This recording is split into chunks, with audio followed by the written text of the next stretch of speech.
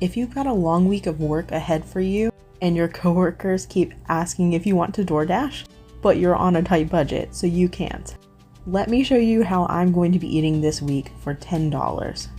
I went to my local Walmart and got this whole pan of ingredients. I got 1 pack of ramen noodles, the creamy chicken is my favorite, 1 potato, 1 pack of yellow rice, which is under $1 at Walmart, the Nor Mexican rice blend. I got some carrots, 1 green bell pepper, 1 pack of cream cheese, 1 purple or red onion, and I got this pack of chicken leg drumsticks for under $3, which it has 5 in it, which will be perfect. I am going to be using butter, salt, pepper, and a few basic seasonings for free. So let's get started meal prepping. First, you're going to preheat your oven to 375 degrees. If you want, you could wait a little bit on this step if you have an oven that heats up quickly. Next, I went ahead and filled up my pots, 2 of them, with the amount of water that it said on the back of each of the rice packets. This one has 2.5 servings in it, and the other one also said it had 2.5 servings in it. I went ahead and put a pat of about a tablespoon of butter in each of the pots. I actually used margarine because margarine is a lot cheaper where I'm at. Next, I stuck the rice into each of the pots and gave it a good stir and then waited for it to cook. And while I was waiting, I went ahead and got started on these chicken legs. As you can see, we have 5 chicken legs here, so we'll be having at least 1 chicken leg or almost 1 chicken leg per meal. The first leg I wanted to turn into a Cajun roasted chicken leg, so I put in some Cajun seasoning and a little bit of seasoned salt as a dry rub and went ahead and rubbed it all over that. I didn't take the skin off and I didn't add oil because the skin is the oil, basically, it is fat. So I will let it to roast and get crispy when we put it in the oven. I prepared a pan with parchment paper on it and then I stuck this leg on it. Now, since all of these meals are for 1 person, then I didn't want to put only 1 chicken leg on the pan, so I'm going to be putting several of our meals that we're making onto this pan before I put it in the oven. The next leg, I went ahead and took the skin off and I set it aside for the dogs and then I went ahead and chopped this off. I tried to slice as big of chunks as I could off of the leg because I wanted to be able to mimic like a chicken breast, except for it's going to be a leg. So I was able to get about 3 fair-sized pieces off of that chicken leg. Now you'll see we didn't get all the meat off the bone, but don't worry about that. We're going to be using this in the ramen noodles later and to make a good bone broth as well. Then I took my meat mallet, I went ahead and gave each of those pieces a good pounding. You're going to be flattening it out. That's going to stretch your meat a lot further, as well as make it a lot easier to wrap the risotto we're going to be putting inside of it in the chicken leg. Next, I went ahead and sprinkled each of the pieces on one side with thyme. I also sprinkled it with a little bit of Italian seasoning. And then I added some salt and some pepper on both sides of the meat. I only put the seasonings on one side though. And I wound up having that side be the outside because I thought the seasonings looked kind of cool on it. Both of my rices had now finished, so I went ahead and reserved half of the yellow rice aside. Then in the pot, I went ahead and added 2 tablespoons of cream cheese in just to make this creamy, and I added some parsley and a little bit of water just because it got really thick with that cream cheese. I wanted to make this into like a faux risotto because I know it's not an authentic one by any stretch of the imagination, but I wanted to have it mimic that creaminess that you would get in a risotto. I went ahead and added heaping tablespoons into the center of each of my flattened out pieces of chicken, and then I wrapped that chicken around until it had fully covered, and I placed it on the pan seam side down. These only opened a little bit in the oven. I was very impressed with how well they held up to the heat in the oven and didn't shrink. And they tasted really delicious too. The rice actually tastes really good and complements this dish really well. And because they are chicken legs, a dark meat, it means that when they baked, they didn't actually dry out quite like a chicken breast would. Now I'm getting started on my pepper. Now I'm cutting it in half because I want to use the bottom half to make a stuffed pepper, but I still wanted pepper left over for some of our other dishes. So the top half I went ahead and sliced with the edges down just so that I could get the stem out, and I wanted to get as much of the meat off as possible without it getting any of the stem into our dishes. I got rid of all of the seeds, and then I went ahead and took most of the peppers and cut it into small cubes for some of our different dishes, and then the last remaining bit of pepper I cut into slivers. I think it's called julienne. Now, one of my tricks for making meals interesting while also being on a tight budget with fewer ingredients is to cut up your vegetables in different ways. That adds interest to each of the meals and makes it feel like you're having maybe a different meal or a different vegetable, even while you're having maybe the same vegetable. Now we're getting to work on our bone broth. I went ahead and put about 3 cups of water into a pot, added in the chicken legs as I finished taking the meat off the bone in the different dishes, added in the seasoning packet from the ramen noodles, and then I put it on medium heat just until it came to a simmer and let it kind of simmer on the back.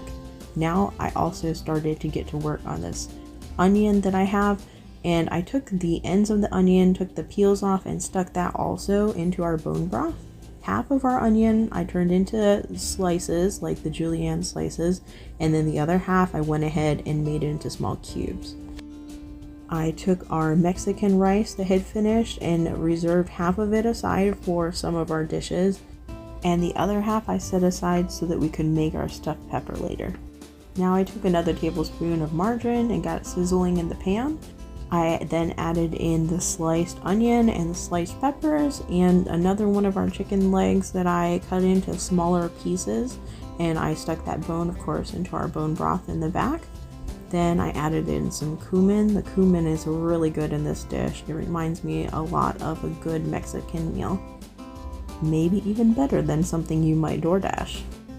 Next, I added in some Cajun seasoning just to add a little bit of heat, and salt and pepper, of course. This one made that kitchen smell so fragrant.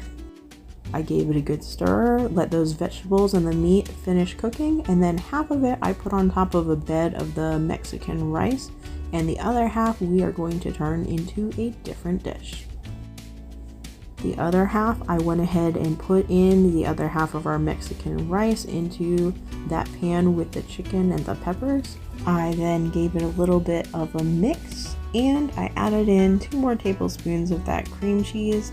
This will help the rice to stick together a little better. I added in about 2 tablespoons of water just to loosen up a little bit, and this is what we are going to use to stuff our pepper with.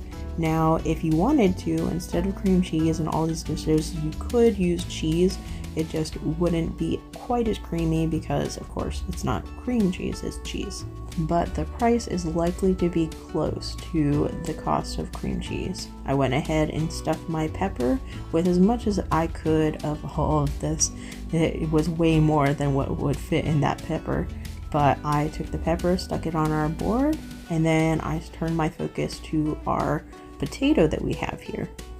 I sliced this potato in half, and then I put salt and pepper on one of the halves, and I went ahead and stuck that face side up on our baking sheet. And that is everything we were planning on putting on this baking sheet. It's not a lot, but it's one person's meal, so it won't be a lot. The other half of my potato, I went ahead and cubed up and stuck it in a pan with some hot oil, again, some of that margarine, about a tablespoon. And then I added in salt and pepper and just let this start cooking and browning until it started getting a little bit translucent. If you can see, the edges of this are cooked because they're translucent. The middle is not, down at the bottom where it's white. So that's how you would tell if a potato is cooked or not cooked. They started getting browned up really nicely, and I went ahead while they were browning up and sliced up a carrot that I had peeled. I sliced up about 2 of the carrots, and one of them I was going to fish out some of the carrots for a later meal. Here is our sheet pan out of the oven. It cooked for about 25 minutes and that chicken came out to be perfect. It was 165 degrees internally, which is how you know chicken is cooked. I went ahead and took the potato while this potato dish was cooking and started smashing it up the middle and scooping it out. I was gonna plan on doing an experiment later, which, yeah, that didn't quite turn out, but it still turned into something edible and delicious. Next, I added in another chunked up chicken leg and I stirred it, just let it cook up a little bit and added in some cream cheese. This will make this dish really nice and creamy and rich. I went ahead and added in some Italian seasoning and some salt and pepper and a little bit of onion. The ingredients and all of the instructions for how to make this are going to be below. I just haven't said all the exact measurements since I'll be writing it out anyway. With our creamy potato chicken skillet done, we went ahead and focused on making this Cajun yellow rice. I took half of our yellow rice that we had reserved aside, added it into a pan that I had already started browning and softening up some peppers and onions in with some of that margarine, about a tablespoon.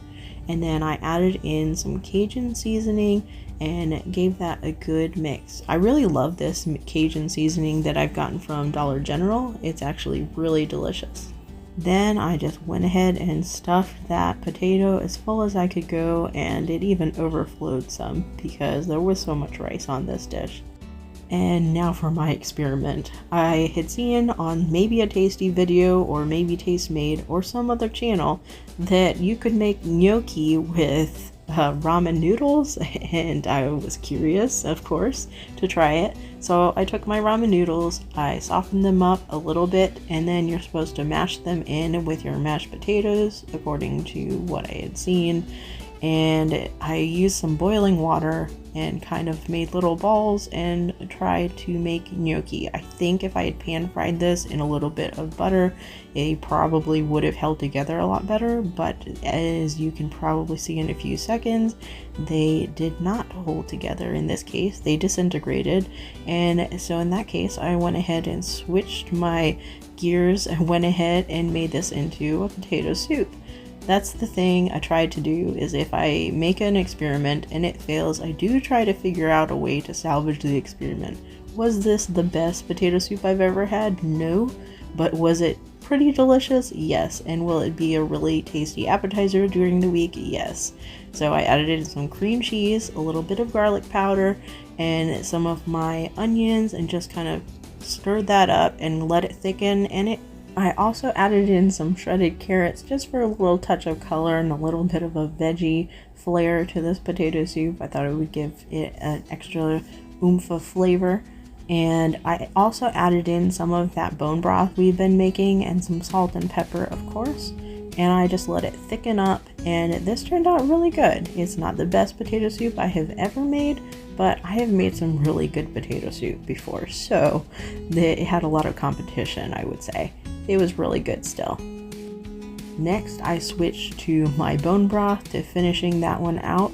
Of course, everything had kind of melted together and the bones had started to disintegrate a little bit, and all the meat, of course, was very well cooked. So I went ahead and strained out all those bones, and then I picked all the meat off of the bones and added into the pot some peppers and onions. They were the remaining bit of peppers and onions we had left. The small amount of meat I got off the bones, I was impressed. I did get a lot of the meat off of the bones, so not too much, and definitely no waste. I went ahead and added in the remainder of our carrots, which we had shredded and peeled.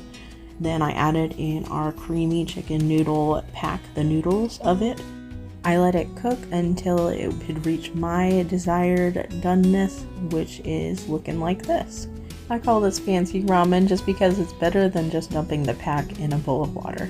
And here is our whole week of meals. We've got our potato soup, we've got our ramen noodles, which we kind of elevated from just the packet, our Mexican rice with fajita chicken, which smells really good and tastes even better, our yellow rice risotto with butter carrots and risotto stuffed chicken legs, Next we have our creamy chicken potato skillet with carrots, and I added a little bit of green onion on top of several of these dishes from our garden.